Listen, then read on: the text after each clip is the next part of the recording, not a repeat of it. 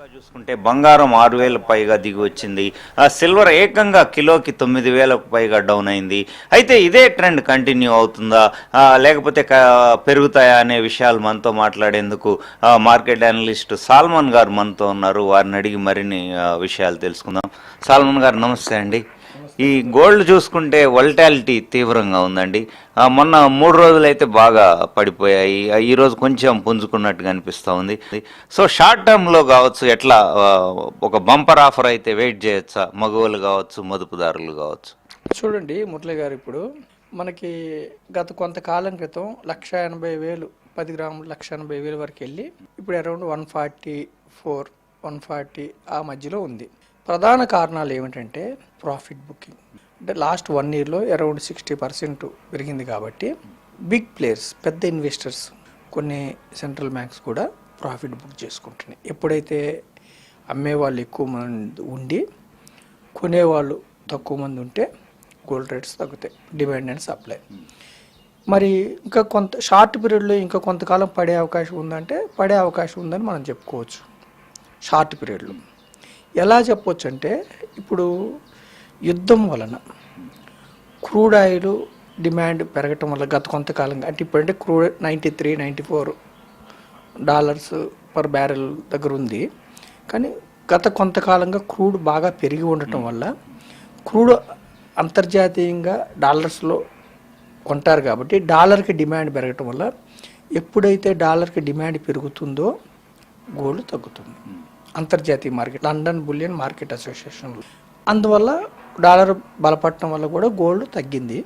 ఇంకా తగ్గుతుందంటే ఇప్పుడు ఏమిటంటే, ఎప్పుడు కూడా అండి గోల్డ్ రేట్స్ ఎలా ఉంటాయంటే, వడ్డీ రేట్లు తగ్గితే గోల్డ్ పెరుగుతుంది. ఇప్పుడు ప్రపంచవ్యాప్తంగా ఏమిటి, క్రూడ్ యుద్ధం వలన ప్రపంచవ్యాప్తంగా ఇన్ఫ్లేషన్ పెరుగుతుంది. మన దేశంలో కావచ్చు, అమెరికాలో కావచ్చు.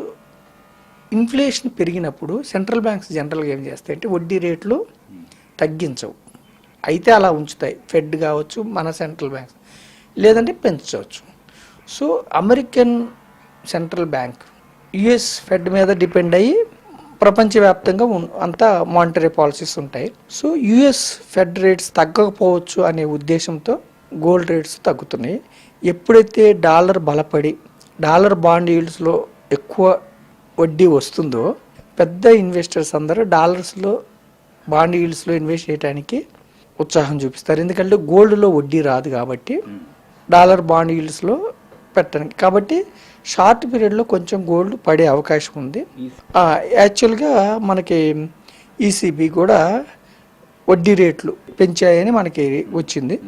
దానివల్ల కూడా షార్ట్ పీరియడ్లో మీకు గోల్డ్ పడే అవకాశం ఉంది. మనం ఇక్కడ ప్రజలకు చెప్పేది ఏమిటంటే, లాంగ్ పీరియడ్ ఉంటే మీరు 3 సంవత్సరాల పైన మీరు ఇన్వెస్టర్ లాగా ఉంటే గోల్డ్, అది ఫిజికల్ కావచ్చు, ఈటీఎఫ్ రూపంలో కావచ్చు, లాంగ్ పీరియడ్లో గోల్డ్ బుల్లిషే. షార్ట్ పీరియడ్లో మాత్రం ప్రాఫిట్ బుక్ చేసుకోవటం వల్ల కావచ్చు, డాలర్ ఇండెక్స్ పెరగటం వల్ల కావచ్చు, వడ్డీ రేట్లు తగ్గించకపోవటం వల్ల కావచ్చు, ఈ కారణాల వల్ల గోల్డ్ పడుతుంది. ఇంకా పడే అవకాశం ఉంది, ఛాన్స్ ఉంది. కానీ ఎప్పుడు కూడా గోల్డ్ రేట్ అనేది ఎప్పుడు కూడా అండి డిమాండ్ అండ్ సప్లైని బట్టి, అంటే కొనేవాళ్ళు ఎక్కువ మంది ఉండి అమ్మటం తక్కువ ఉంటే, సప్లై తక్కువ ఉంటే గోల్డ్ రేట్ పెరుగుతుంది. అయితే ఏమిటంటే లాంగ్ రన్లో ఏమిటంటే సెంట్రల్ బ్యాంక్స్ విదేశీ మార్గద్రవ్యం కింద ఒక డాలర్సే కాకుండా ఎస్డిఆర్లే కాకుండా గోల్డ్ను కూడా అక్యుములేట్ మొదలుపెట్టాయి. కాబట్టి మన ఇండియన్ బ్యాంక్ కావచ్చు, చైనా బ్యాంక్ కావచ్చు, అమెరికన్ సెంట్రల్ బ్యాంక్స్ కావచ్చు, అన్ని బ్యాంక్స్ సెంట్రల్ బ్యాంక్స్ గోల్డ్ను కూడా రిజర్వ్స్ పెట్టుకోవటం మొదలుపెట్టాయి. కాబట్టి లాంగ్ పీరియడ్లో బుల్లిష్ ఉంటుంది.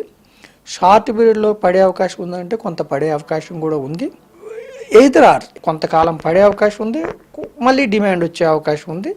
Either are. కాకపోతే నేనేం చెప్తున్నానంటే కొనే ఇన్వెస్టర్స్కి, మీకు ఫిజికల్గా వెంటనే ఏదన్నా శుభకార్యం ఉందా తప్పదు, లేదంటే స్టాగర్డ్ వేలో ఒకటేసారి మీ దగ్గర ఉన్న డబ్బంతా ఒకటేసారి కుమ్మరించకుండా ఇప్పుడు కొంత పెట్టి, మీ దగ్గర 100 రూపీస్ ఉంటే 30% ఇప్పుడు పెట్టండి, మళ్ళీ వెయిట్ చేయండి, మళ్ళీ కొంత పడిన తర్వాత మళ్ళీ ఒక 30%, మళ్ళీ 30% అలా. అయితే డాలర్ బలపడి డాలర్ బలపడితే గోల్డ్ తగ్గుతుంది. కానీ వేరే మన ఇండియాలో రేట్స్ ఎలా ఉంటాయంటే, అంతర్జాతీయ విలువతో పాటు ఇంపోర్ట్ సెస్ మనం 6% ఉన్నది 15% ఇస్తాం, ఇంపోర్ట్ సెస్ యాడ్ చేస్తాము, జిఎస్టీ, అలాగే ట్రాన్స్పోర్ట్, అలాగే మేకింగ్ ఛార్జెస్, అలాగే డిస్ట్రిబ్యూటర్ కమిషన్, ఇవన్నీ కలిపి మన ఇండియాలో గోల్డ్ రేట్స్ విలువలు ఎక్కిస్తారు. Thank you very much sir. బంగారం ధరలు రాబోయే రోజుల్లో కొంత దిగి వచ్చే అవకాశం ఉందని సాల్మన్ గారు చెప్తున్నారు. కెమెరామెన్ వీరబాబుతో మురళి,